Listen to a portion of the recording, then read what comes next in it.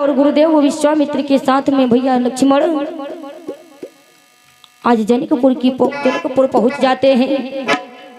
लेकिन क्या होता है, जिस समय प्रभु श्री राघवेंद्र सरकार जनकपुरी को पहुंच जाते हैं, लेकिन जनक जी ने उन्हें रहने के लिए इधर जनकपुरी के बाहर स्थान दिया है, एक आश्रम दिया है जिसमें गुरुदेव विश्वामित्र के साथ में प्रभु श्री राम और लक्ष्मण रहते हैं। जिस समय प्यारे भक्तों रात्रि का समय होने को आता है, तो इधर प्रभु श्री राघवेंद्र सरकार जो है और भैया लक्ष्मण गुरुदेव विश्वामित्र के पैरों को दबाते हैं। जिस समय प्यारे भक्तों पैर को दबाते दबाते अत्यधिक ज्यादा समय व्यतीत हो जाता है, तो गुरुदेव विश्वामित्र कहने लगे कि बेटा राम, ऐसा करो जाकर तुम भी विश्राम कर लो। इधर प्यारे भक्तों प्रभु श्री राघवेंद्र सरकार इतना मान सम्मान देते हैं। गुरुदेव विश्वामित्र से कहने लगे कि गुरुदेव अभी हमें नींद नहीं आ रही है, ऐसा करें गुरुदेव हमें बताएं कि जो जनकपुर में राजा रहते हैं जनक जी, इन्हें विदेह क्यों कहा जाता है। भक्त कथा की ओर ध्यान देंगे। इधर प्यारे भक्तों प्रभु श्री राम गुरुदेव विश्वामित्र से कहने लगे कि गुरुदेव अरे हमें ये बताएं कि जनक जी को विदेह क्यों कहा जाता है। आज जो ही इतनी बात कही है प्रभु श्री राम ने, तो गुरुदेव विश्वामित्र कहने लगे हैं कि बेटा राम, अरे एक समय की बात है कि जनक जी कहने लगे कि जो कोई साधु संत महात्मा अगर मुझे क्षण मात्र में ही परमात्मा से मिलन करा देगा मेरा, तो मानो मैं उसे अपना गुरु मानूंगा। तो आज गुरुदेव कहते हैं कि बेटा राम, उस समय अनेक प्रकार के महात्मा साधु मुनि इत्यादि आए, लेकिन किसी के वश में यह नहीं रहा कि जनक जी को क्षण मात्र में परमात्मा के दर्शन करा सके कोई। तो क्या होता है, कई साधु संत चले जाने के बाद में जनक जी के दरबार में आए हैं अष्टावक्र, जो कि प्यारे भक्तों 8 जगह से टेढ़े थे। अष्टावक्र जी आते हैं और कहने लगे हैं कि बेटा जनक, आए जनक, मैं आपको अगर क्षण मात्र में परमात्मा के दर्शन करवा दें तो क्या दोगे मुझे। जनक जी कहने लगे जो कुछ मांगोगे मुनिवर मैं आपको अवश्य दूंगा। इधर प्यारे भक्तों जो इतनी बात कही है अष्टावक्र से जनक जी ने, अष्टावक्र कहने लगे हैं कि सुनो जनक, सर्वप्रथम तुम मुझे जितनी भी जनकपुरी है मुझे दान में दे दो। आज जनक जी ने सर्वस्व जनकपुरी को दान दे दिया है अष्टावक्र को। उसके बाद में अष्टावक्र कहने लगे क्यों जनक, अरे परमात्मा से मिलने का कोई मार्ग बता, कोई मार्ग मिला या नहीं। जनक जी कहने लगे गुरुदेव अभी तो मार्ग का पता ही नहीं चला। उसके बाद में अष्टावक्र कहने लगे हैं कि बेटा जनक, ऐसा करो आप, तुम्हारे पास तो राज्य तो रहा नहीं, लेकिन आप सर्वप्रथम जो तुम्हारा शरीर है वो मुझे दान में दे दो। सिर्फ तुम्हारे पास तुम्हारी वो आत्मा रहनी चाहिए। जनक जी ने कहा कि जैसी आपकी इच्छा गुरुदेव। आज इधर धीरे धीरे करके जनक जी ने क्या किया, उनकी जो देह थी उस शरीर को अष्टावक्र को दान में दे दिया। आज अष्टावक्र कहने लगे हैं कि जनक, अरे तुम्हारे पास क्या रह गया।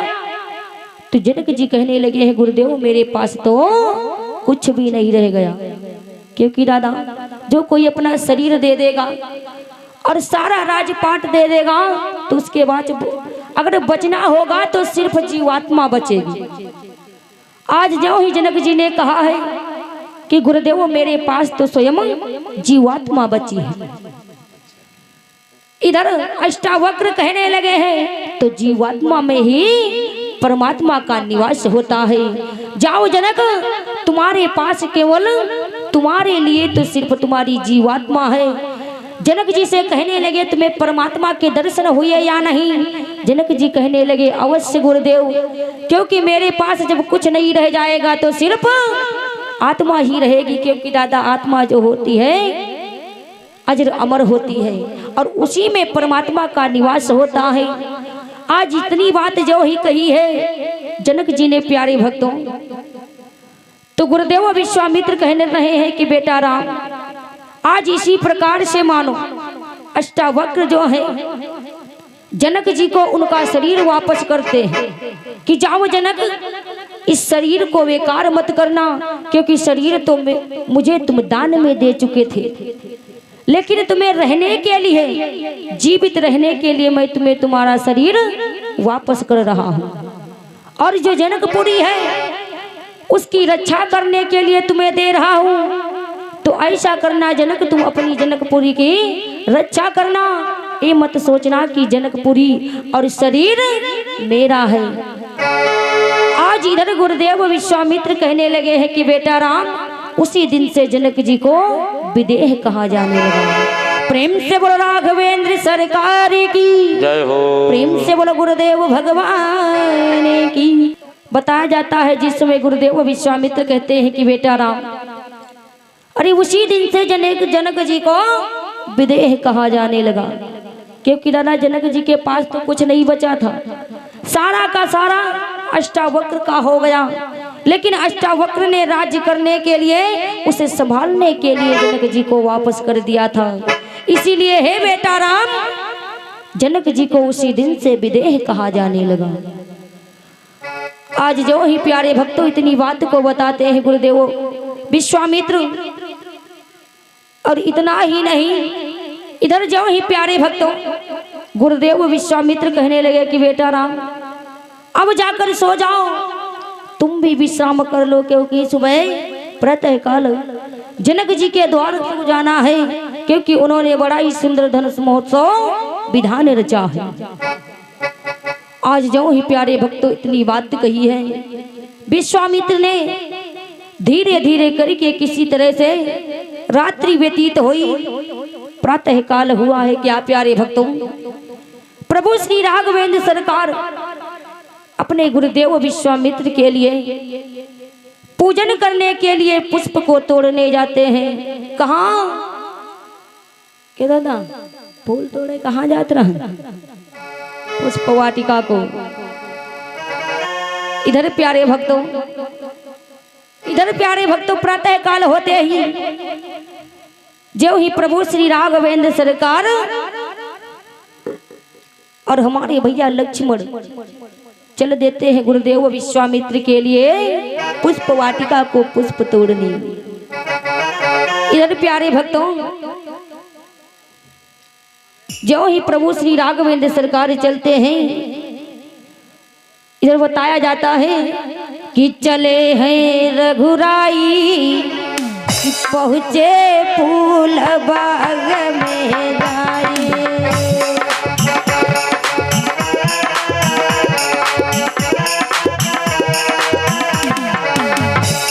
चले हैं रघुराई, पहुँचे फूल बाग में जाए।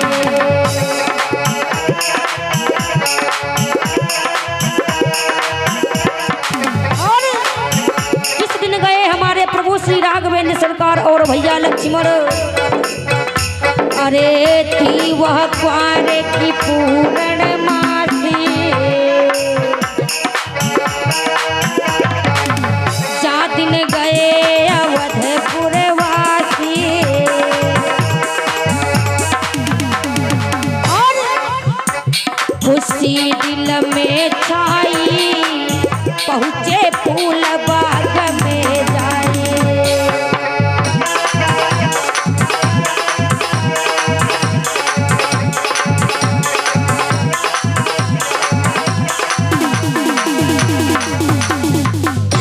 चले हैं रघुराई, पहुँचे फूल बाग में जाए।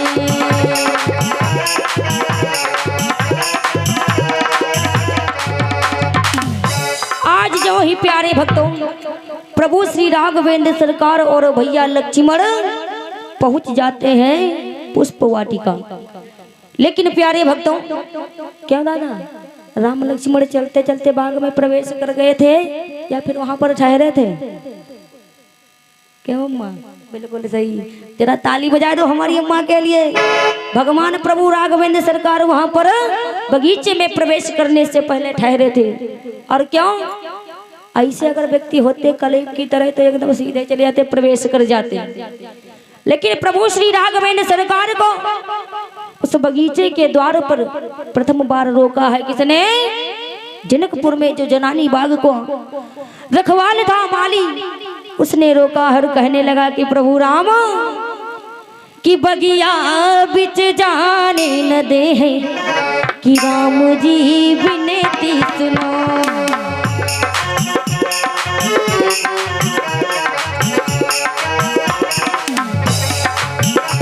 बगिया बिच जाने न दे है राम जी विनती सुनो।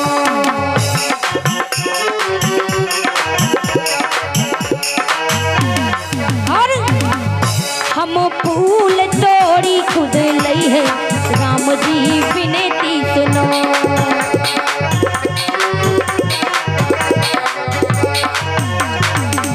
और क्या कहता है माली प्रभु श्री राम से कि राम आए प्रभु, बड़ा ही सुंदर भाव है माली का। और कहने लगा है प्रभु अरे कोमल कमल चरण रघुबर के, कोमल कमल चरण रघुबर के, और पंखुड़ी पायन गड़ी गई है ऐ राम, पंखुड़ी पायन गड़ी गई है कि राम जी विनती सुनो।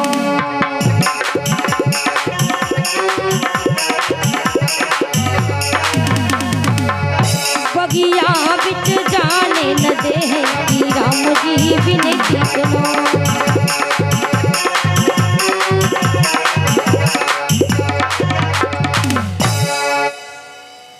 आज जो ही प्यारे भक्तों इतना ही नहीं, क्योंकि माली ने प्रभु श्री राघवेंद्र सरकार के जो पैर हैं उसकी उपमा की है किससे दादा? कोमल यानी कमल के पुष्प से।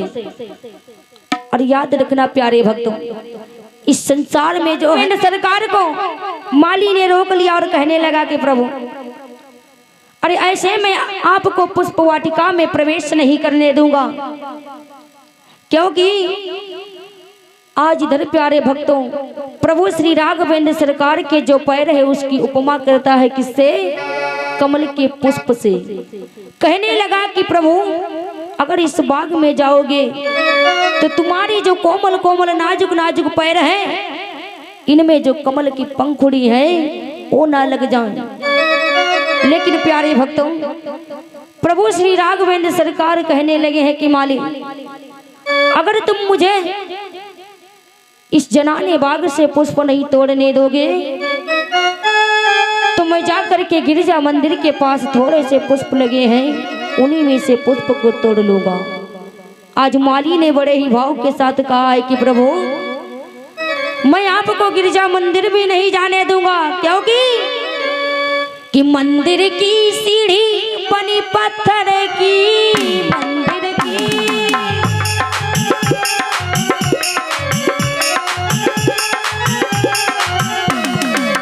मंदिर की सीढ़ी बनी पत्थर की, और सीढ़ी नारी बनी गई है, सीढ़ी नारी बनी गई है कि राम जी विनती सुनो।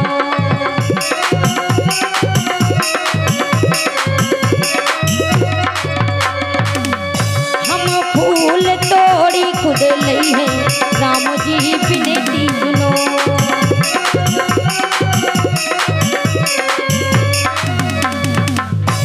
आज जो ही प्यारे भक्तों इतनी बात कही है माली ने, क्योंकि राधा माली को पता था कि प्रभु राम के पैरों की रज जिसको लग जाती है तो मानो नारी में बदल जाता है। लेकिन अब सोचो गिरजा मंदिर में कितनी सीढ़ियां होगी, कम से कम देखने तो नहीं गए, हजारों की संख्या में सीढ़ियां होगी।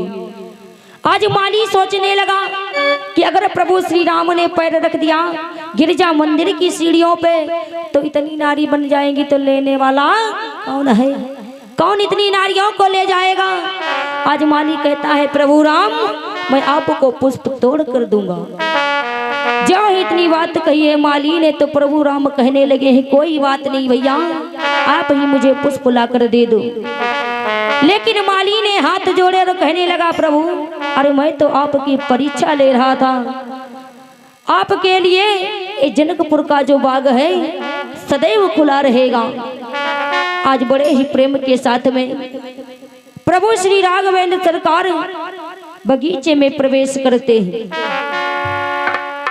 इधर प्यारे भक्तों हमारे प्रभु श्री राघवेंद्र सरकार आए थे बगीचे में पुष्प तोड़ने, लेकिन उधर आ ही रहा है कौन और है दद्दू, सीता मैया आई थी गिरजा मंदिर को पूजा करने।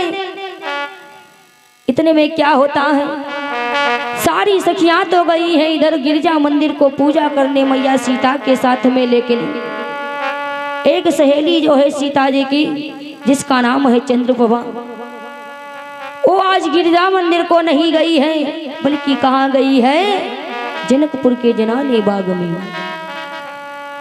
आज इधर प्यारे भक्तों जाकर के बगीचे में देखती है चंद्रप्रभा, तो क्या देखा है कि बड़े ही सुंदर दो राजकुमार आज उस बगीचे में पुष्प को तोड़ रहे हैं। जो ही इतनी बात सुनी है प्यारे भक्तों, चंद्रप्रभा ने जो ही देखी है प्रभु श्री राम और लक्ष्मण को, दौड़ करके गई है मैया सीता के पास में और कहने लगी बहना अरे चलो चल कर देखते हैं कि बगीचे में बड़े ही सुंदर दो राजकुमार आए हैं। और कहने लगी है कि बहना कि हमका लगाई गए टोना, कि हमका लगाई गए टोना, कि किशोर गोर सावर सलोना।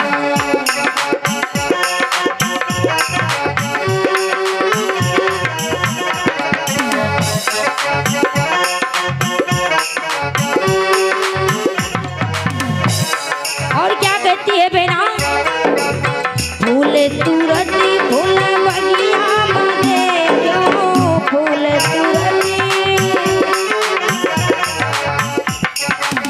फूल तुरती फूल बगिया मने क्यों, फूल तुरती। और हाय हाथों मालिए रहे दो ना,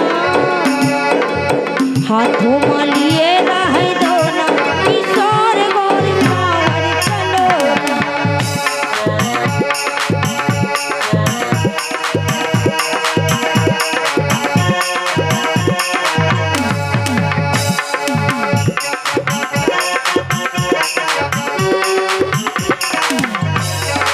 आज क्या होता है जो इतनी बात कही है चंद्रप्रभा ने, तो मैया सीता कहने लगी क्यों री, अरे तुमने प्रभु श्री राम को देखा और उनको देख कर क्या तुमने घूंघट डाला था या नहीं। चंद्रप्रभा कहने लगी कि बहना अरे राम को देखी घूंघट पट डालो,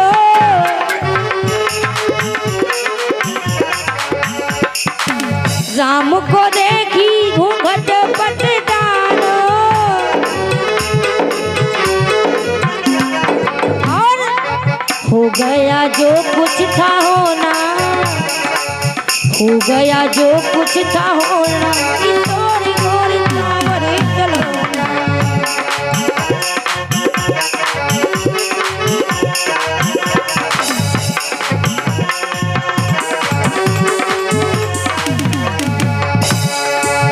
आज जो ही प्यारे भक्तों इधर प्रभु श्री राघवेंद्र सरकार की बातों को चंद्रप्रभा बताती है कि बहना मैंने प्रभु श्री राम और लक्ष्मण को देखा है, और कहाँ जनकपुर के जनाने बाग में।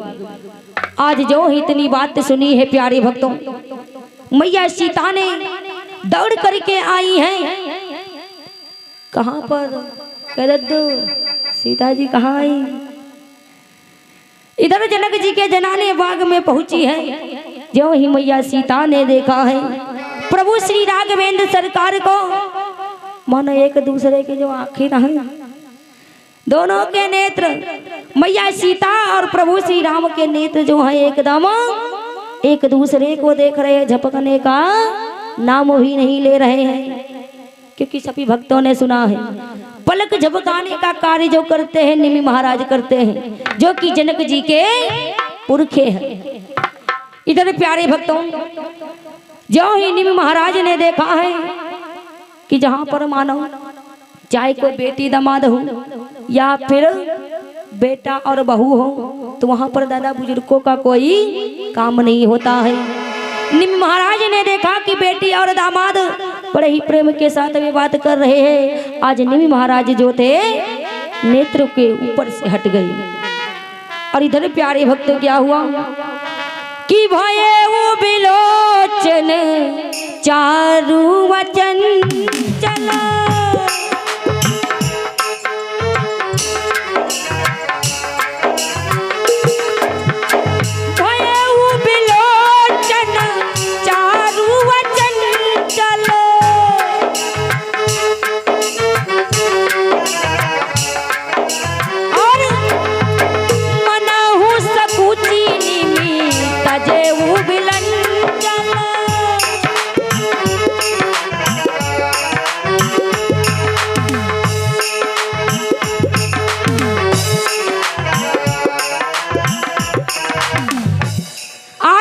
प्यारे भक्तों निमि महाराज इधर नेत्रों से हट जाते हैं तो पलक कौन झपकाए। लेकिन प्यारे भक्तों तब तलक भैया लक्ष्मण जो है बीच में आ गए, कहने लगे भैया इसी तरह से मुलाकात करते रहोगे या फिर गुरुदेव के पास चलना है। जो ही इतनी बात कही है प्यारे भक्तों, मानो दोनों की जो आंखें थी एकदम ऊपर नीचे झपकने लगी। इधर मैया सीता जो थी तो मानो इतना मन ही मन में प्रभु श्री राम को अपना पति मानने लगी है। और क्या होता है, मैया सीता दौड़ करके आई है गिरजा मंदिर के पास में, बड़े ही प्रेम के साथ में पूजन करती है। और क्या हुआ कि सीता प्यारी के कि जनक दुलारी के, अरे मन में बसे श्री राम सीता प्यारी के।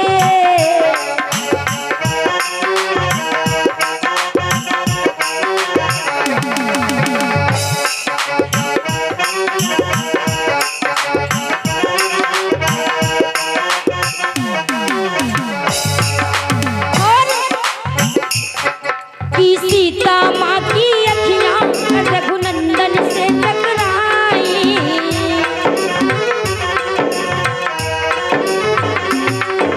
सीता माँ की अखियां रघुनंदन से टकराई।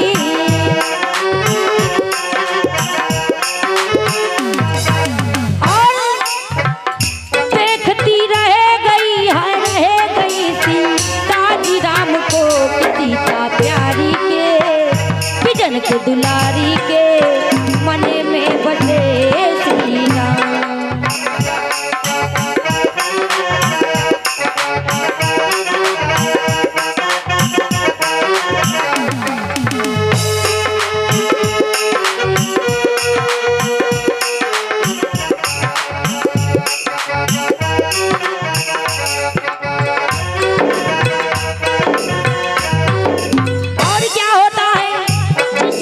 सीता ने प्रभु श्री राम को देखा और राम ने सीता जी को, तो क्या हुआ दौड़ करके गई है गिरजा मंदिर के पास में। और मैया जो गिरजा थी उनकी पूजा करने लगी है। किस प्रकार से प्यारे भक्तों, अरे गौरी माँ को पूजन सीता मैया जब आई,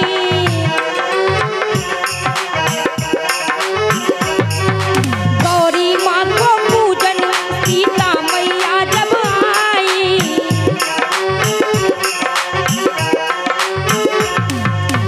गौरी ने दे दिया श्री राम को कि सीता प्यारी के जनक दुलारी के, मन में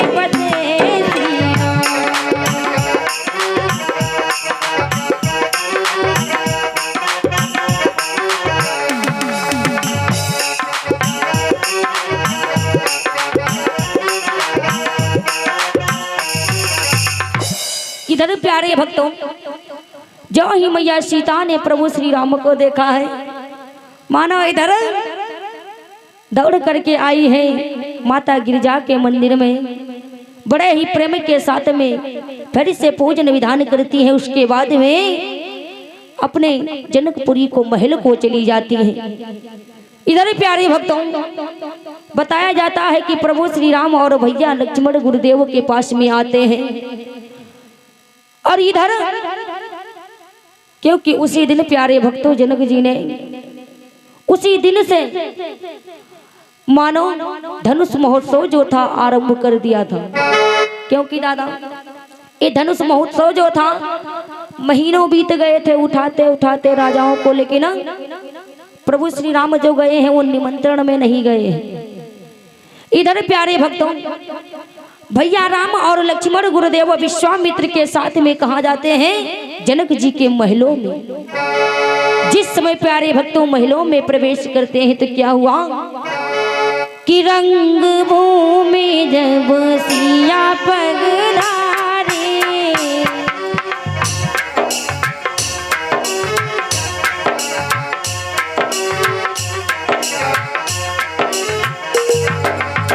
रंग भूमि जब सिया पगधारे,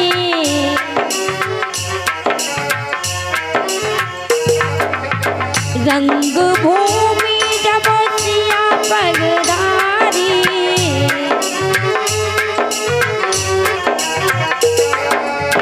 देखी रूप मोहे नर नारी,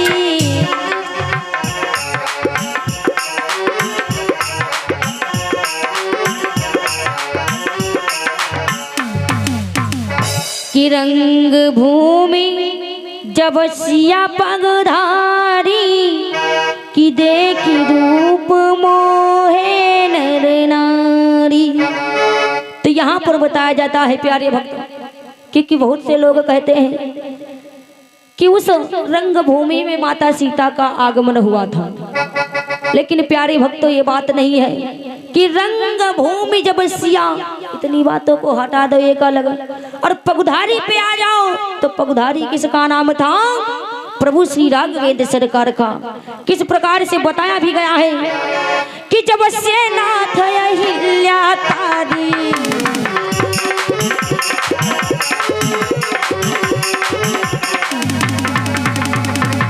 अरे जब से नाथ अहिल्या तारी, अरे तब से नाम पढ़ो पगधारी।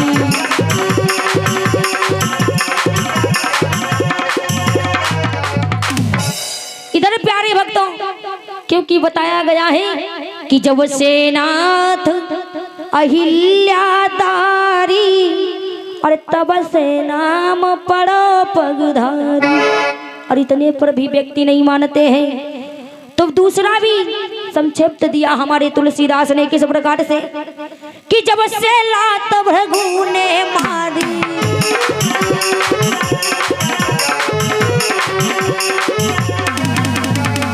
अरे जब से लात भृगु ने मारी, अरे तब से नाम पढ़ो पगधारी।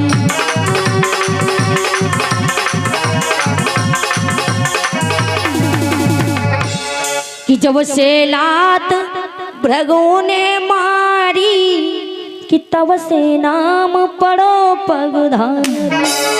तो प्यारे भक्तों, पगधारी किसका नाम था? प्रभु श्री राम का। तो उस रंग भूमि में माता सीता नहीं बल्कि प्रभु श्री राम का आगमन हुआ था, जिन्हें देख करके जनकपुर के जो सारे नर और नारियां थे एकदम मोहित हो गए। और इधर प्यारे भक्तों, इतना ही नहीं, जो ही जनक जी ने धनुष महोत्सव को आरंभ किया, देश देश के राजा आते हैं उस धनुष को तोड़ने के लिए, क्योंकि दादा अच्छी चीज जो भी होती है तो उसको पाने के लिए बहुत से लोग प्रयास करते हैं। सभी राजा सोच रहे हैं कि ये सीता जो है हमें मिल जाए, कोई सोच रहा हमें मिल जाए, लेकिन दादा मिलना होगा उसी को मिलेंगी। इधर प्यारे भक्तों, जनक जी ने देखो यहाँ पर किन किन लोगों को निमंत्रण नहीं दिया है दादा। इधर जो ही यज्ञ कार्य प्रारंभ होने लगा है। तब तक कौन आ गया? लंकापति रावण और उसके साथ में बाणासुर। क्योंकि प्यारे भक्तों, रावण और बाणासुर और जनक जी जो थे तीनों गुरु भाई थे। इधर रावण कहने लगा है, क्यों जनक?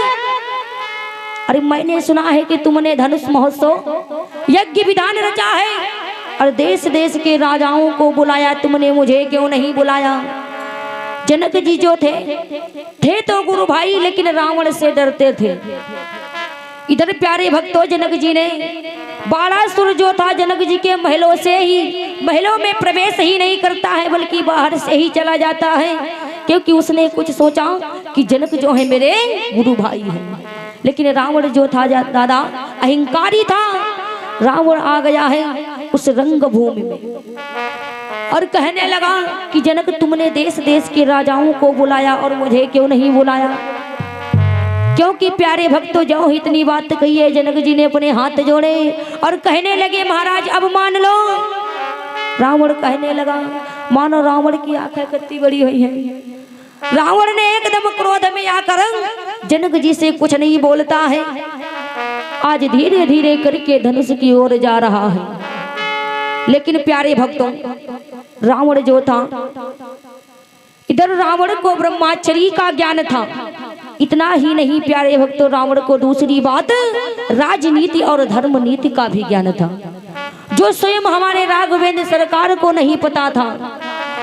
इधर रावण जो ही जाता है उस धनुष के ऊपर लिखे हुए शब्दों को पढ़ता है। कौन से?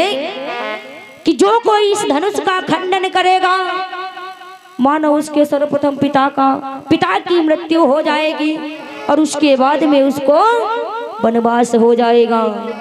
आज रावण सोचने लगा कि हमारी इतनी रानियां हैं, कौन वन वन में भटकेगा। रावण ने उस धनुष को हाथ भी नहीं लगाया और वापस चला आया। इधर प्यारे भक्तों, इधर उधर जितने भी राजा बैठे हैं सभी के मस्तक को देखता चला आ रहा है रावण। और राम जी हमारे बेचारे गए थे बिना बराती, एक कोने में बेचारे बैठे थे गुरुदेव के पास। रावण कहने लगा, क्यों रे छोरे? अरे खड़े हो जाओ। भैया राम जो थे एकदम सीधे सरल स्वभाव के थे। हाथ जोड़े प्रभु श्री राम ने और कहने लगे, क्या बात है भैया? रावण कहने लगा कि सुनो, उस धनुष का खंडन तुम ही करोगे। लेकिन प्यारे भक्तों, जाते जाते रावण ने क्या कहा? जो इतनी बात कही है तो प्रभु श्री राम कहने लगे, क्यों? ऐसा क्या तुमने देख लिया मेरे मस्तक पर? तो रावण कहने लगा, सुनो कि हे राम तुम्हारे मस्तक पर कि है पिता मरण वनवास लिखा।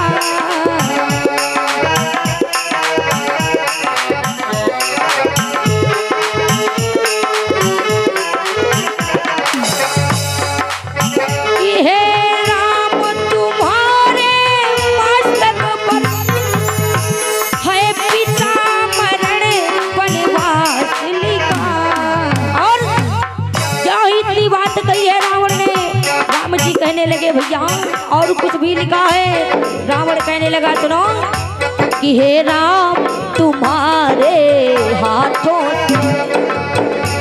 रावण का सर्वनाश लिखा।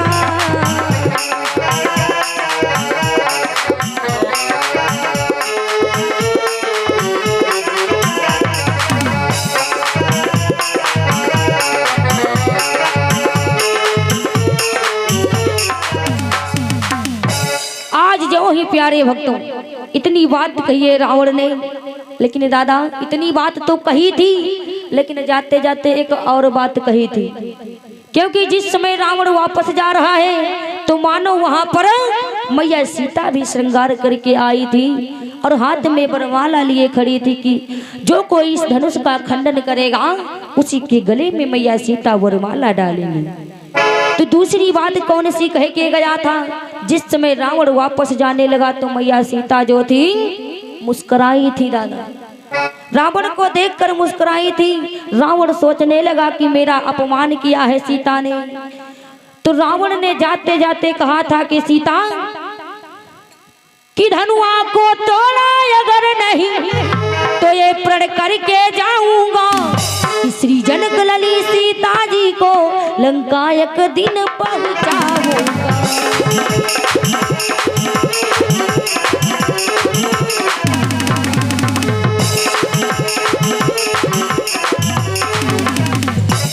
कि धनुआ को तोड़ा अगर नहीं तो ये प्रण करके जाऊंगा कि श्री जनक लली सीता जी को लंका एक दिन पहुंचाऊंगा। कहने लगा था कि ऐ सीते तुम मुझे देखकर इतना हंसो मत, क्योंकि मैं आज प्रण करके जा रहा हूं कि अगर मैंने इस धनुष का खंडन नहीं किया है तो एक ना एक दिन तुम्हें लंका में अवश्य लाऊंगा। और दूसरी बात, जब इतनी बात कही थी रावण ने तो मैया सीता ने मानो। दोनों में आपस में बातें हुई, लेकिन मन ही मन में हुई है प्यारे भक्त। जो इतनी बात कही रावण ने कि सीता मैं तुम्हें लंकापुरी अवश्य ले जाऊंगा, तो सीता मैया ने कहा कि सुन रावण, मेरी भी बात सुन ले जाते जाते। अगर मैं तेरे लंकापुरी को आई तो मैं भी ये प्रण करती हूँ कि तुम्हारी समस्त लंकापुरी का विनाश करवा दूंगी। इधर प्यारे भक्तों इतनी बातें हो गई रावण और मैया सीता में, लेकिन कोई भी जान नहीं पाया। रावण तो चला गया है प्यारे भक्तों, लेकिन क्या होता है एक एक करके मानो योद्धा उठने लगे हैं और धनुष को तोड़ने के लिए धनुष के पास जाते हैं। लेकिन प्यारे भक्तों इधर बताया जाता है कि जनक जी ने धनुष महोत्सव आखिर रचा तो बताया जाता है कि श्री जनक दुलारी सीता ने बचपन में कौतुक दिखा दिया।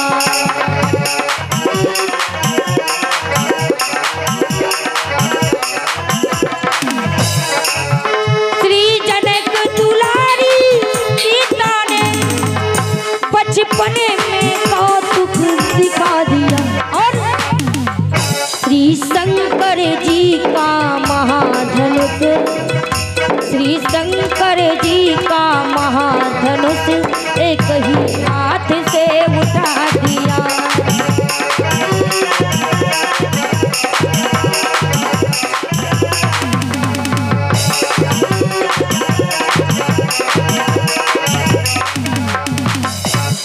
आज इधर प्यारे भक्तों बताया जाता है जिस समय जनक जननंदनी मैया सीता छोटी ही थी तो बचपन में ही प्यारे भक्तों मैया सीता ने खेल कूद में ही उस धनुष को उठाकर एक स्थान से दूसरे स्थान पे रख दिया था। क्योंकि इधर प्यारे भक्तों जिस समय इतनी बात राजा जनक ने देखी तो जनक जी कहने लगे कि अरे जिस धनुष को कोई नहीं उठा पाया उस धनुष को आज मेरी लाडली सीता ने उठा दिया है। तो जाओ मैं इसी दिन से प्रण करता हूँ कि जो कोई राजा इस धनुष को उठा करके इसकी प्रतिज्ञा को चढ़ा करके इस धनुष का खंडन करेगा मैं उसी के साथ में अपनी पुत्री सीता का विवाह करूंगा। इसलिए प्यारे भक्तों जनक जी ने स्वयंवर रचा। जो ही धनुष महोत्सव प्रारंभ हुआ है प्यारे भक्तों तो क्या होता है कि एक एक करके राजा आते जाते हैं उस धनुष को उठाने का प्रयास करते हैं, लेकिन उठाने की बात और है धनुष को कोई हिला ही नहीं पाता है। इस प्रकार से कि भूप साहस दस एक ही बारा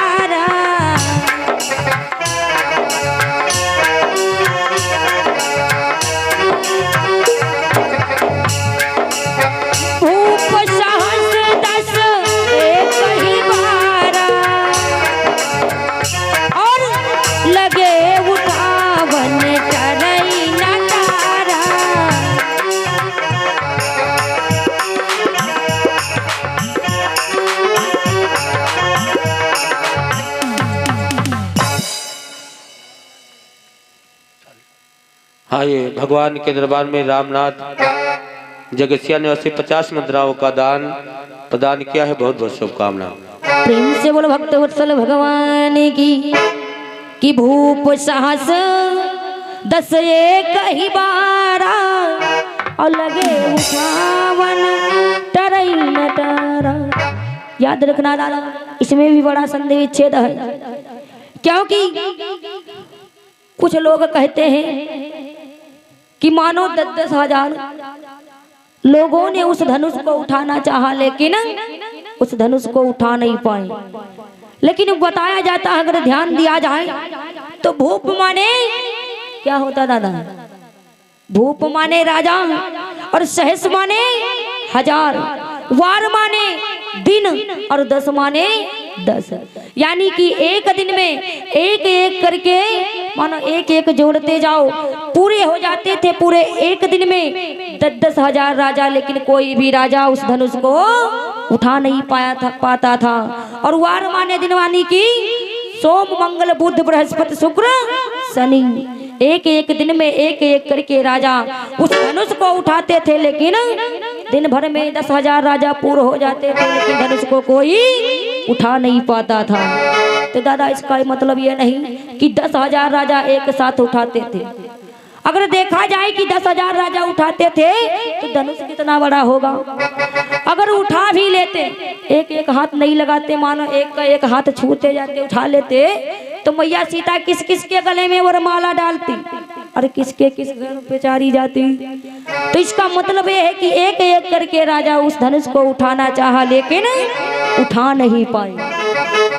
इधर प्यारे भक्तों, जो ही कोई भी राजा उस धनुष को नहीं उठा सका है, तो मानो इधर जनक जी उठे बेचारे रोने लगे, क्योंकि वो यही देख रहे थे कि अब तो कोई राजा नहीं बचा है इस धनुष को उठाने वाला, क्योंकि बड़े बड़े पराक्रमी राजा योद्धा आए गए, धनुष को नहीं उठा सके।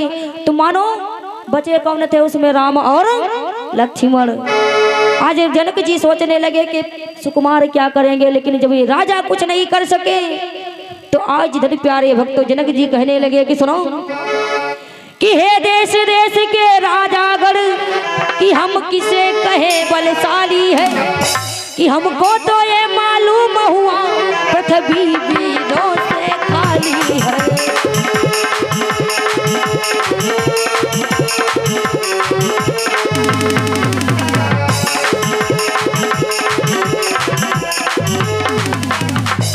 कि हे देश देश के राजागण, हम किसे कहें बलशाली है, कि हमको तो ये मालूम हुआ पृथ्वी वीरों से खाली है। आज जो इतनी बात कही है, मानो एकदम जैसे नन्हा बालक रो रहा हो, बड़ी ही किलकारी मारकर बेचारे राजा जनक रो रहे हैं और कहने लगे हैं कि क्वारी सिया रही, अरे क्वारी सिया रही, कि बिरथा पे धनुष की ठाने।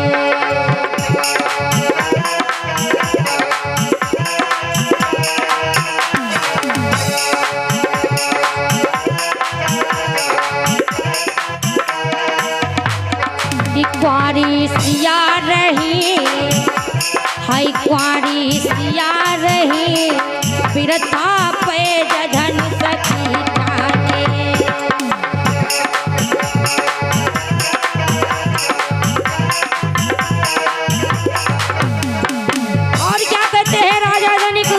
कि सुनो, अरे कहू छत्री न से धनुष न टूटो, कहू छत्री न से धनुष न टूटो, सब विधि भाग्य लली को फूटो, और हमारी हंसी भई, हमारी हंसी भई, बिरथा पे धनुष की ठाने।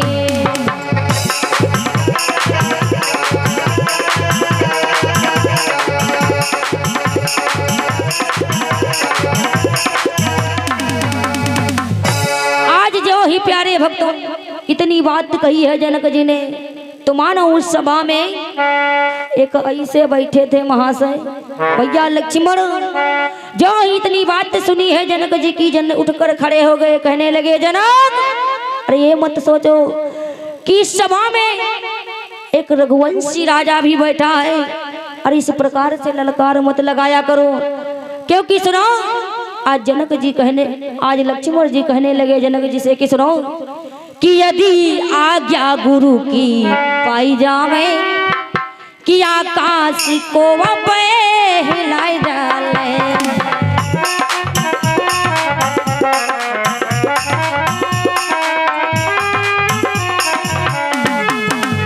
यदि आज्ञा गुरु की पा जावे आकाश को अब हिलाई डाले, और कहो सूरज चांद निकल जाए, कहो सूरज चांद निकल जाए और यम को आग मिला डाले।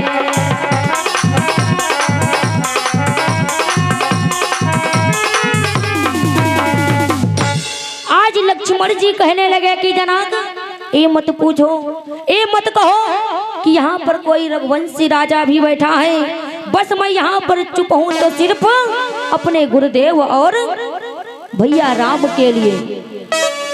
इधर प्यारे भक्तों जनक जी ने बहुत सी बातें सुना दी। जनक लक्ष्मण जी कहने लगे सुनो जनक जी कि कभी भी धोखे से ऐसा मत कहना कि पृथ्वी पर कोई वीर नहीं है, क्योंकि दादा अगर यहाँ पर कहा जाए इतने भैया लोग बैठे हैं, कहा जाए कि किसी में दम नहीं लड़ाई करने की, तो जो हट्टा कट्टा होंगे कहने लगे आ जा मैदान। आज उसी प्रकार से भैया लक्ष्मण कहने लगे कि सुनो जनक जी ए मत सोचो कि यहाँ पर कोई और भी राजा बैठे हैं, राजा के राजकुमार बैठे हैं, मैं यहाँ पर चुप हूँ तो सिर्फ अपने भैया और गुरुदेव विश्वामित्र के लिए। अगर एक भी इशारा पा जाए अपने गुरुदेव और भैया राम का तो मानो इस धनुष की तो बात ही छोड़ो, इस धनुष को अपनी उंगली की सहायता से नचाकर तोड़ सकते हैं। इधर प्यारे भक्तों बहुत ही बातें कह डाली हैं भैया लक्ष्मण ने जनक जी से। आज जो इतनी बात देखी है भैया राम ने, सोचने लगे कहीं ऐसा ना हो जाए कि लक्ष्मण जाकर उस धनुष का खंडन कर दे, हम बेचारे कुंवारे रह जाएं। क्योंकि प्यारे भक्तों जो इतनी बात देखी है गुरुदेव विश्वामित्र ने तो मन ही मन लक्ष्मण जी को बुलाया, कहने लगे सुनो लक्ष्मण कि विश्वामित्र कहने लगे कि बैठो लखन खामोश कि ये काम तुम्हारा है नहीं, तुम विरथ बढ़ाओ जोश। आज इधर प्यारे भक्तों विश्वामित्र कहने लगे हैं कि लक्ष्मण आए बेटा लक्ष्मण, एक काम तुम्हारा नहीं है, जो काम तुम्हारे बड़े भैया का है वो तुम मत करो। आज जो इतनी बात कही है लक्ष्मण जी एकदम चुपचाप आकर बैठ गए, कुछ भी नहीं बोलते हैं। और जो गुरुदेव विश्वामित्र थे दादा अगर तोड़ना चाहते तो भगवान राम जाते जाते उस धनुष का खंडन कर सकते थे, क्योंकि उस धनुष खंडन के ऊपर, उस धनुष के ऊपर राहु और केतु का प्रभाव था। गुरुदेव विश्वामित्र यही सोच रहे हैं किस प्रकार से राहु केतु का प्रकोप हटे, तुरंत ही प्रभु राम को आज्ञा दे। और दूसरी बात यह थी कि वो जो जितने क्षत्रिय थे आए और धनुष को तोड़ना चाहे तो तोड़ क्यों नहीं पाए, क्योंकि मैया सीता जो खड़ी थी वरमाला लिए वो मानो एकदम चुंबक थी। जितने भी राजा जाते थे तो जाने से पहले धनुष को पहले नहीं देखते थे, सीता को देखते थे। बस जो कोई जाता था यही देखता था कि सीता घबराओ मत, तुम्हें शादी करके हम ही ले जाएंगे। जो ही इतनी बात कहते थे मानो उनका आधा बल सीता जी में पहुंच जाता था, और आधे बल में दादा क्या हो जाए। और जिस समय प्यारे भक्तों गुरुदेव विश्वामित्र ने देखा कि राहु केतु का प्रकोप हटा, आज राम से कहने लगे कि सुनो बेटा राम कि उठो राम भंजवा भवतापा,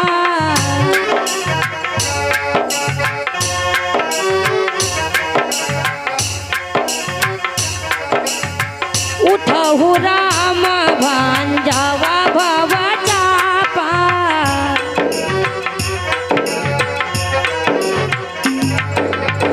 उठो राम भंजवा भवतापा,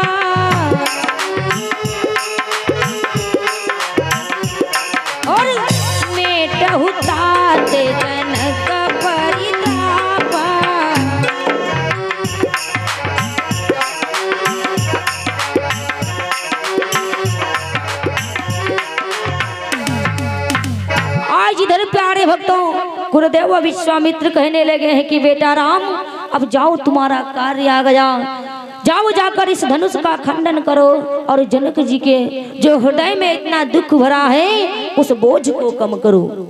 आज जो ही प्यारे भक्तों प्रभु श्री राघवेंद्र सरकार ने गुरुदेव की आज्ञा पाई है, मानो इधर गए हैं तो मानो अपना सर जो है एकदम नीचे किए हुए जा रहे हैं, क्योंकि प्रभु श्री राघवेंद्र सरकार जो थे स्वयं ब्रह्म थे, उन्हें हर एक चीज का ज्ञान था। प्रभु श्री राम ने जाते वक्त मैया सीता की तरफ नहीं देखा है प्यारे भक्तों, जाकर के सर्वप्रथम उस धनुष को नतमस्तक किया है, प्रणाम किया है और धनुष से पहले भोले बाबा को प्रणाम किया है कि अरे बाबा, ये धनुष तुम्हारा है, इसको हल्का कर देना, क्योंकि राम की बस की बात नहीं थी उस धनुष को उठाने की। और इधर प्यारे भक्तों, जिस समय प्रभु श्री राम जो थे धनुष को खंडन करने के लिए गए हैं, तो इधर उनके तरफ से मानो स्याबसी करने वाली बहुत सी लाइनें लगाए खड़ी थी मैया सीता की सहेलियां। आज मैया सीता जो है मन ही मन में भगवान शंकर और मैया गिरिजा को याद कर रही है, कहने लगी कि मैया सीता कि विनय त्रिपुरारी की, केवन के नारी की, धनुआ को तोड़े मेरे राम, विनय त्रिपुरारी की।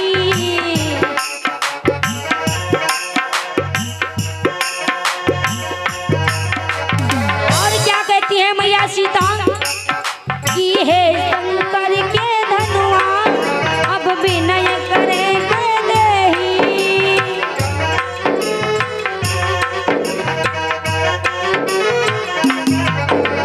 हे शंकर के धनुआ, अब विनय करेंगे देही।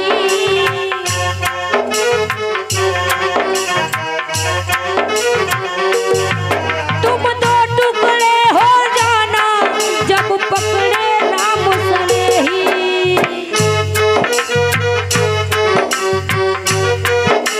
और विनय तुमसे यही मेरी बार बार है, विनय त्रिपुरारी की, के उनके नारी की, धनुआ को तोड़े मेरे राम।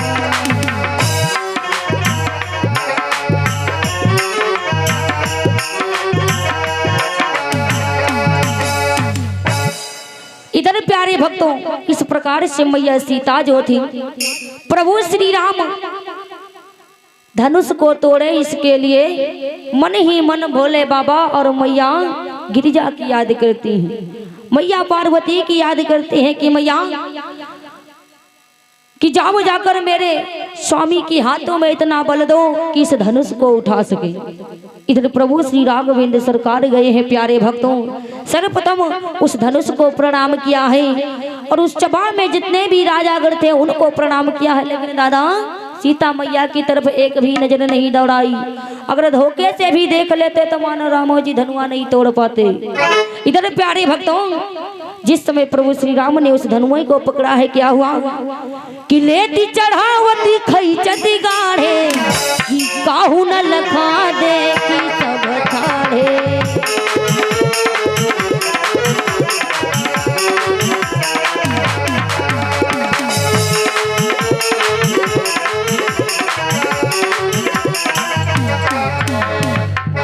लेती चढ़ावती खैचती गाढ़े, कि काहू न लखा देखी सब ठाढ़े। इधर प्यारे भक्तों क्या हुआ, जिस समय प्रभु श्री राम ने केवल धनुष को उठाया है और उसकी जो प्रतिज्ञा थी, उसकी जो रस्से थे मानो प्रतिज्ञा के ऊपर चढ़ाना चाहा है, सारे के सारे राजा जो थे एकदम खड़े हो गए। क्योंकि दादा अगर कोई अचंभा की बात हो देखकर मानो आजकल तो कहो हार्ट अटैक हो जाए, बीपी लो हो जाए, लेकिन उन जैसे राजाओं का बीपी नहीं लो हुआ, बल्कि एकदम खड़े हो गए अपने स्थान से। और क्या हुआ कि जिस समय उठाया धनुआ को,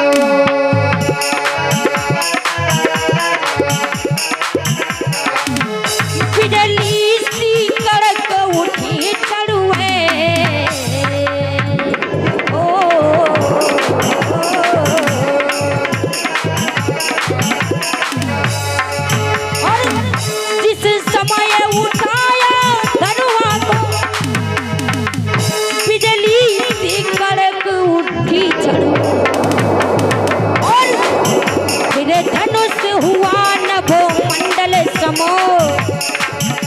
बदली सी कड़क उठी छड़ में।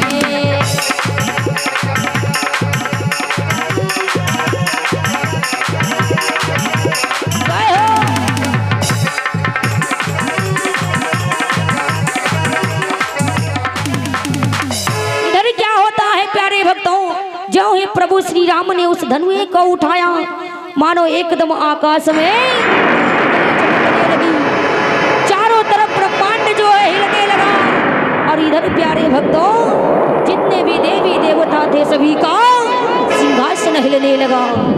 और सर्वप्रथम प्यारे भक्तों इंद्र घबराने लगे कि है विधाता, एक कौन सा प्रकोप इस ब्रह्मांड में छा गया। तब तक क्या होता है प्यारे भक्तों, जिस समय प्रभु श्री राम ने उस धनुष का खंडन कर दिया, मानो इधर तब तक धनुष का खंडन होते ही कौन आ गए, परशुराम जी। क्योंकि उन्हें इस बात का पता चल गया कि किसी ने हमारे इष्ट देव के धनुष का खंडन कर दिया है। प्यारे भक्तों इधर जो ही परशुराम आए और बड़े ही क्रोध में है, कहने लगे कि ये बताओ, अरे इस धनुष का खंडन किसने किया, मैं उसको जीवित नहीं छोड़ूंगा। इधर प्यारे भक्तों परशुराम जो ही पहुंचे तो मानो इतनी बात कही है तो कोई नहीं बोला है। उस सभा में इतने राजा बैठे हैं, भैया लक्ष्मण उठ के खड़े हो गए, कहने लगे कि सुनो, आई परशुराम, इस धनुष का खंडन मैंने किया है, क्या करोगे बताओ। जो ही इतनी बात कही है, मानो अब किसी के ऊपर अगर पानी चढ़ाओगे ना तो चाहे वो तुम्हारे प्राण ले ले या खुद दे दे। आज इधर परशुराम जो है बड़ा ही क्रोधित है, कहने लगे सुनो, अरे कल के छोकरे तू मुझ पे रोब जमाता है, मैं तुझे जीवित नहीं छोड़ूंगा। आज जो ही प्यारे भक्तों इतनी बात कही है तो इधर मानो लक्ष्मण जी कहने लगे हैं कि सुनो परशुराम, कि तुम किस किस को मारोगे। अगर तुम यहाँ पर मारने आए हो तो ये मत सोचो कि कोई जीवन भर अपनी माँ के पल्लू में चिपकर बैठा रहा है। और सुनो, जो ही इतनी उंगली उठाई है परशुराम ने, लक्ष्मण जी कहने लगे कि सुनो, अरे परशुराम, कि यहाँ कहूँ को भड़बतिया को नहीं,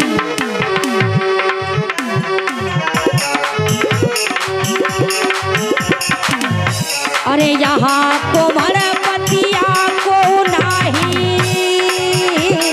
और कि जो तर्जनी देखी मर जाए।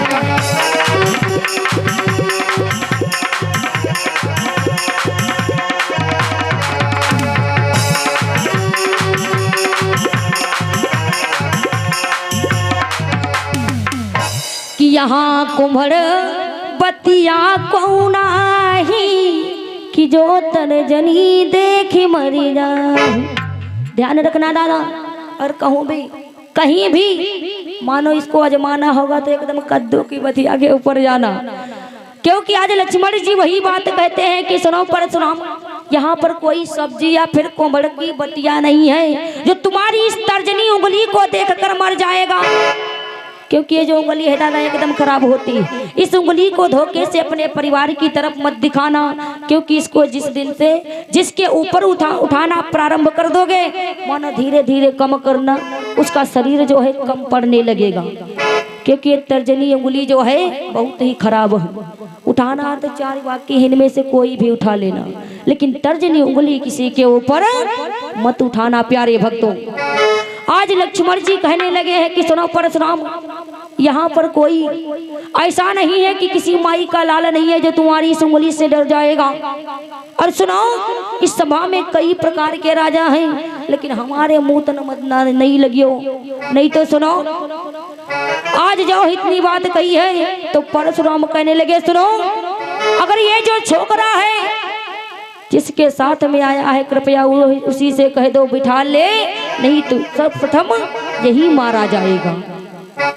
जो इतनी बात कही है तो राम जी सोचने लगे कि कहीं ऐसा तो नहीं कि परशुराम जी का कार रखते थे अपने साथ में फरसा। ऐसा तो नहीं कि परशुराम जी का जो फरसा हमारे भैया के गर्दन पे ही चल जाए। प्रभु श्री राघवेंद्र सरकार जो थे हाथ जोड़कर आगे खड़े हो गए परशुराम के और कहने लगे कि मुनिवर कि नाथ शंभु धनु मंजन हारा,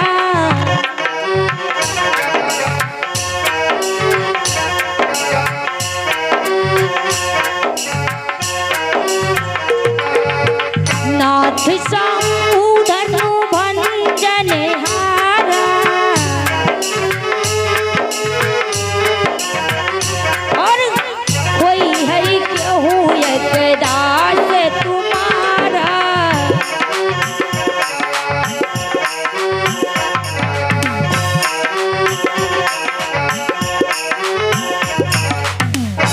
आज इधर प्यारे भक्तों प्रभु श्री राम कहने लगे कि मुनिवर कि नाथ शंभु धनु भंजनिहारा, कि होई है क्यों एक दास तुम्हारा। आज जो ही प्यारे भक्तों इतनी बात कही है प्रभु श्री राम ने, मानो परशुराम जी का जो क्रोध था एकदम थोड़ा भी कम नहीं पड़ा। आज कहने लगे सुनो, अरे तुमने हमारे इष्ट देव के धनुष का खंडन किया है, अरे सुन मैं तुझे भी जीवित नहीं छोड़ूंगा। तो मानो प्रभु श्री राम थे तो सीधे सरल स्वभाव के, लेकिन वहां पर जरा थोड़ी गुस्सा की है, थोड़ा क्रोध किया है हमारे प्रभु श्री राम ने। कहने लगे सुनो कि कही रहे रघुराई कि काहे क्रोध कियो मुनि राई,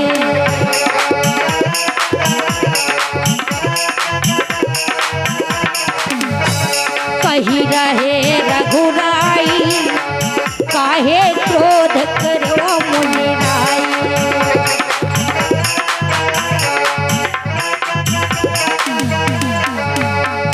और अरे जो तुम आते ब्राह्मणपन में, जो तुम आते ब्राह्मणपन में, तो हम झुक जाते चरण में। लेकिन क्रोध रहे दिखलाई, क्रोध रहे दिखलाई, काहे क्रोध कियो मुनि राई।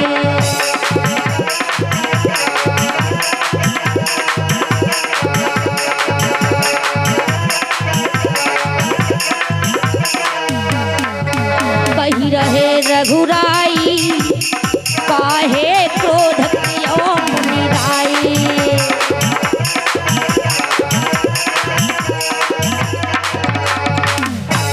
आज जो ही प्यारे भक्तों इतनी बात कही है प्रभु श्री राम ने, मानो एक भी भगवान राम की बात को परशुराम नहीं मानते हैं।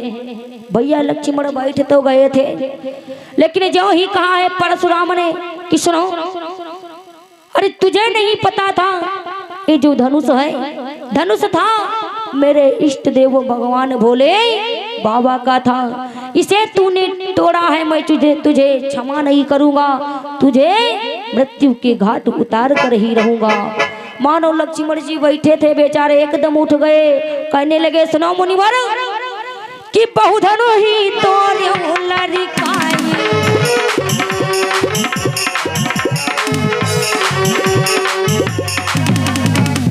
अरे बहुधनु ही तोरे लरिकाई, कि तब हुना सरस की न गोसाई।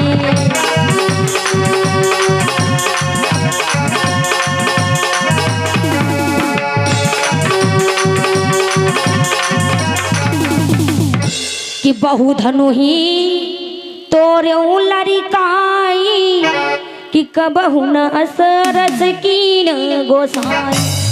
आज भैया लक्ष्मण फिर से खड़े हो गए, कहने लगे सुनो अरे परशुराम, मैंने इन जैसी धनुओं को याद करो, बचपन में कितनी धनुओं को तोड़ दिया था।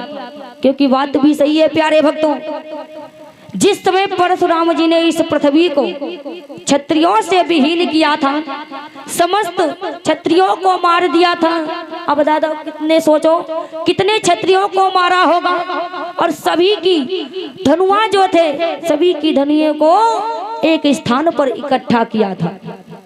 उस समय भैया लक्ष्मण जो थे, क्योंकि माता पृथ्वी के पुत्र बताए जाते हैं, जो लक्ष्मण जी हैं माता पृथ्वी के पुत्र बताए जाते हैं।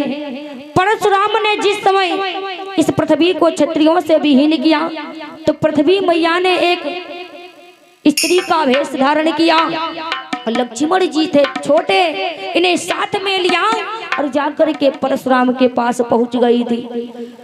इधर वार्तालाप कर रही थी, लेकिन इतना भी कह दिया था कि मेरा बालक जो है छोटा है, इससे कोई गलती हो जाए तो इसे क्षमा करना। उस दिन प्यारे भक्तों लक्ष्मण जी ने जितनी भी धनुआ थे परशुराम के द्वार पर मानो एक एक करके समस्त धनुआ का खंडन कर दिया था। उसी बात को आज जो ही लक्ष्मण जी समझा रहे हैं तो परशुराम कहने लगे सुनो, अरे उन धनुओं और इन धनुओं में बहुत बड़ा अंतर है, तुझे नहीं पता है। आज इधर इस प्रकार से प्यारे भक्तों लक्ष्मण और परशुराम में जो ही बहुत ही बड़ा संवाद छिड़ जाता है तो मानो, क्योंकि दादा जहाँ पर नए नए खून वाले अगर लड़ाई कर रहे हो तो वहां पर अगर वृद्ध पुरुष पहुंच जाए तो शायद उस लड़ाई दंगे को सुलझा सकता है। इधर परशुराम और भैया लक्ष्मण की बातों को वार्तालाप को बंद करवाने के लिए कौन कौन जाता है? गुरुदेव विश्वामित्र और इधर जनक जी के जो गुरु थे। क्यों दादा? जनक जी के गुरु कौन थे? जनक जी के गुरु थे सतानंद। सतानंद और गुरुदेव विश्वामित्र इत्यादि जैसे वृद्ध पुरुष जाते हैं और परशुराम जी के क्रोध को अग्नि की ज्वाला को कमर करते हैं। इधर प्यारे भक्तों परशुराम जी कुछ नहीं बोलते हैं, बल्कि अपने पर्चे को उठा लेते हैं, मानो अपने धाम को चले गई। तब तक क्या हुआ?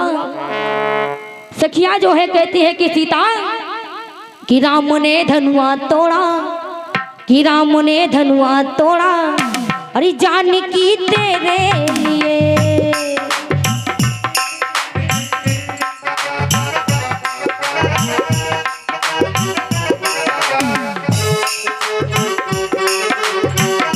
जानकी तेरे लिए, सीता जी तेरे लिए।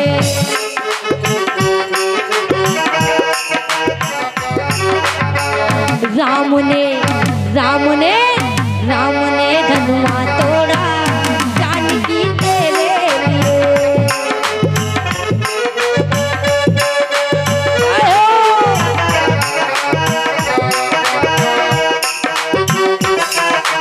और क्या कहती है सखियां? सीता जनक की बगिया होगी, गुलस्ते फूल होंगे।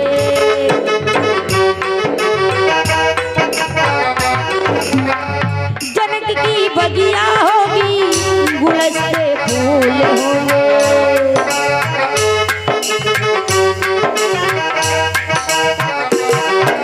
और राम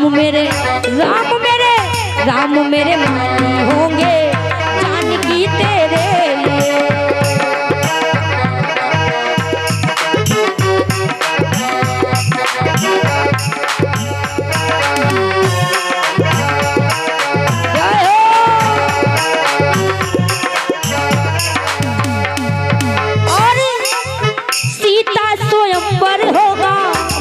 सब राजा होंगे।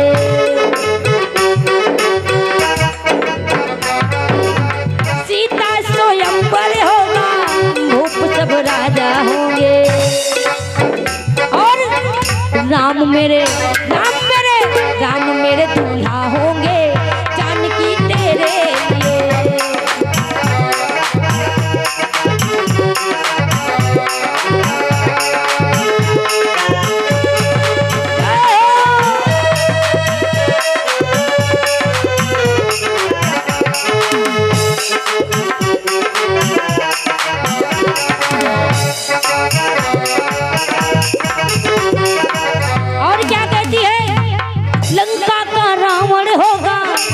से युद्ध होगी। लंका का रावण होगा, राम से युद्ध होगी। और सरासर सरासर सरासर जीत होगी जानकी तेरे लिए।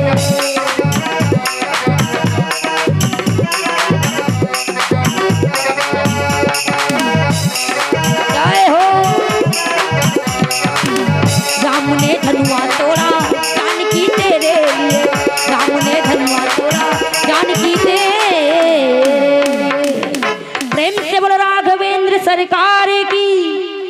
आज इस प्रकार से प्यारे भक्तों सखिया जो है सीता जी से कहती है कि बहना कि तुम्हारे जिनको तुम चाहती थी मानो उन्हें धनुष को खंडन कर दिया है। और सुनो कि तुम उठो सिया श्रृंगार करो, शिव धनुष राम ने तोड़ा।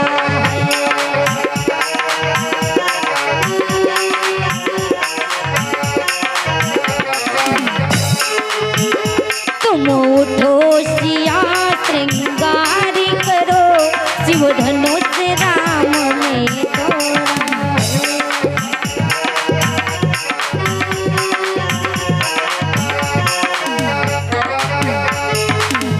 शिव धनुष राम ने तोड़ा है, सीता से नाता जोड़ा है।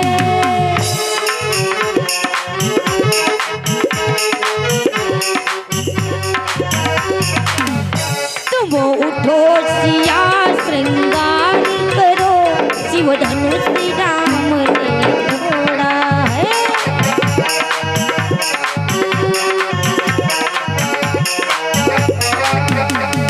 और मांग सिया के बिंदिया सोह, सिंदूरे की छवि न्यारी है।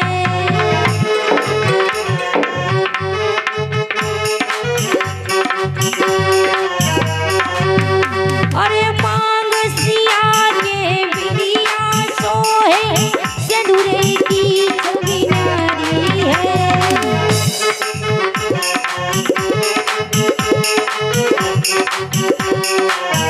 और बिंदिए की कोई बात नहीं, रघुबर की लाडली प्यारी है।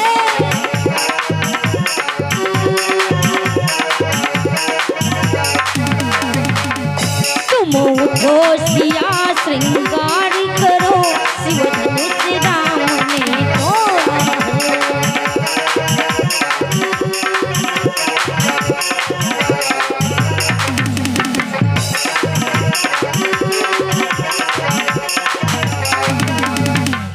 आज क्या होता है प्यारे भक्तों, इस प्रकार से जो सखियां थी मानो मैया सीता से कहती है कि बहना, प्यारे भक्तों इस प्रकार से जो ही सखिया कहती है कि बहना जाओ जाकर वरमाला डालो, क्योंकि तुम्हारे प्रभु राम ने धनुष का खंडन किया है।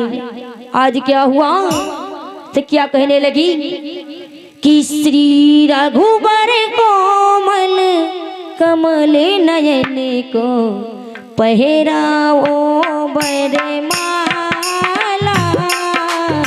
पहनाओ बरमाला।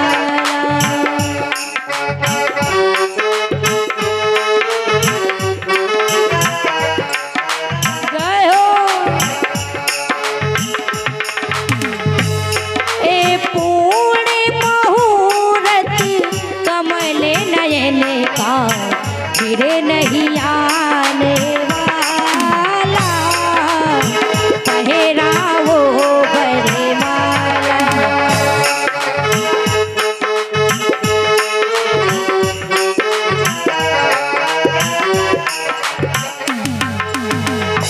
मानो इस प्रकार से प्यारे भक्तों प्रभु श्री राघवेंद्र सरकार को वरमाला पिन्हाने जाती है मैया सीता। लेकिन दादा इसके पीछे भी बहुत बड़ा जो इधर बताया जाता है, वरमाला तो उधर भी नहीं हुआ, लेकिन सर्वप्रथम बताया जाता है। हेलो। तो इधर प्यारे भक्तों आइए थोड़ा सा ध्यान देंगे, क्योंकि बताया जाता है कि अगर जनक जी ने सब कहीं पर निमंत्रण दिया था तो अयोध्या में क्यों नहीं दिया था? क्योंकि राम जी जो आए थे बिना बुलाए बाराती थे।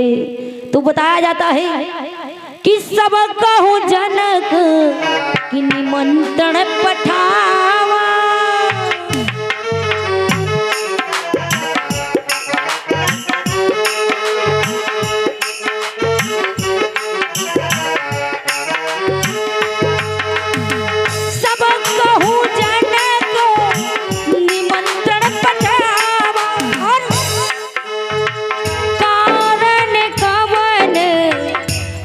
नहीं आवा।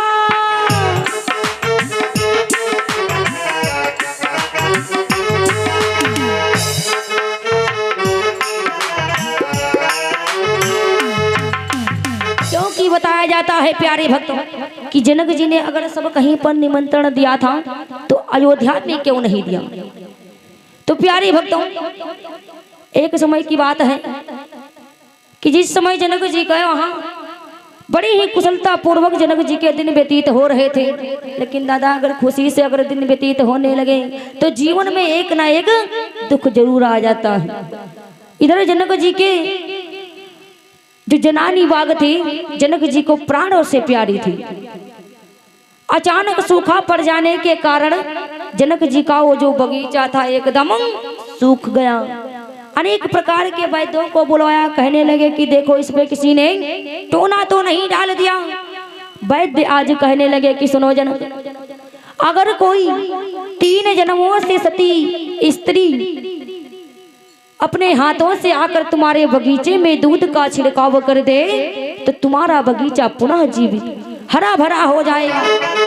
आज इधर अनेक दिशाओं में एक एक राजाओं के महलों में जनक जी ने निमंत्रण दिया कि किसी भी राजा की अगर रानी 3 जन्मों से सती हो तो उसे जनक जी ने जनकपुरी को बुलाया है।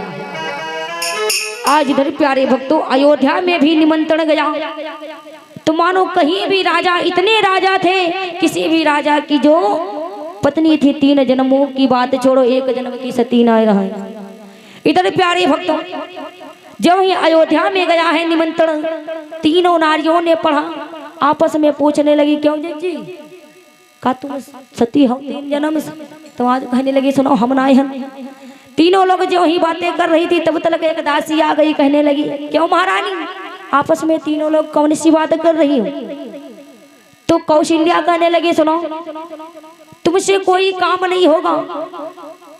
तो कहने लगी दासी क्यों महारानी मुझे बताओ तो सही।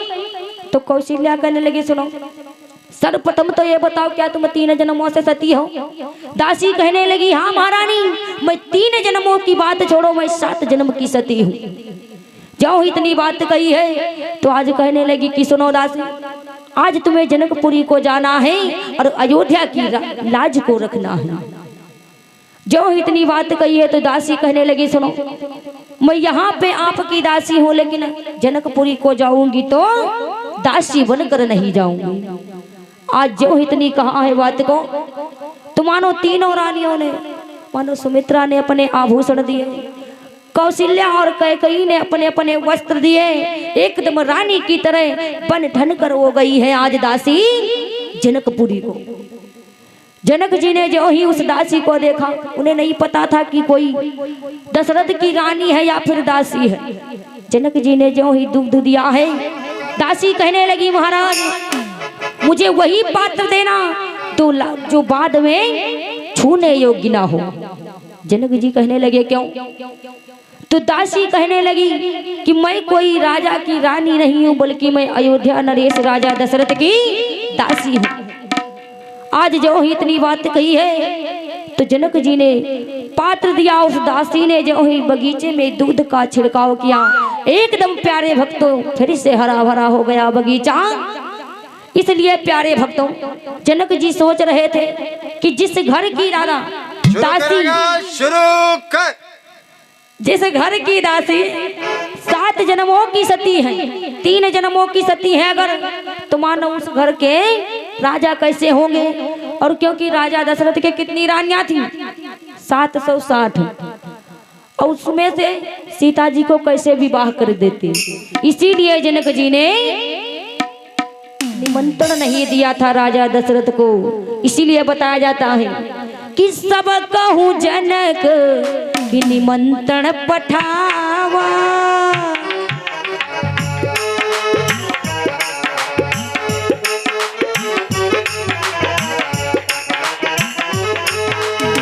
सब कहूँ जनक निमंत्रण पठावा, कारण यही अवध नहीं आवा।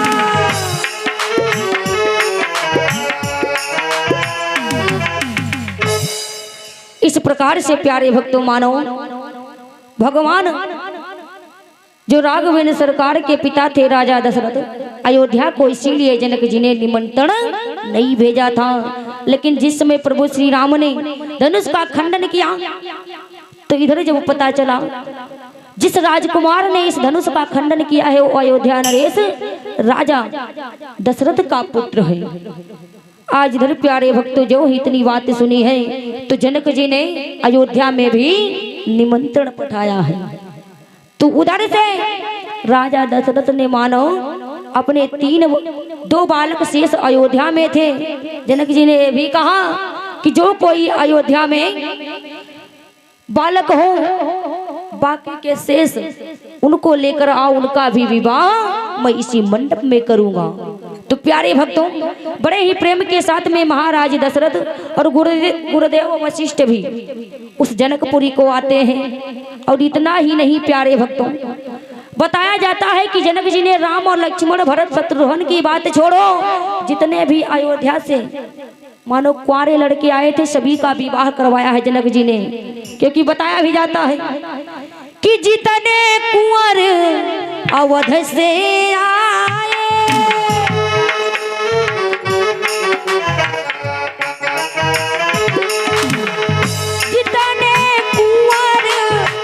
अवध से आए और सबके जनक विवाह कराए।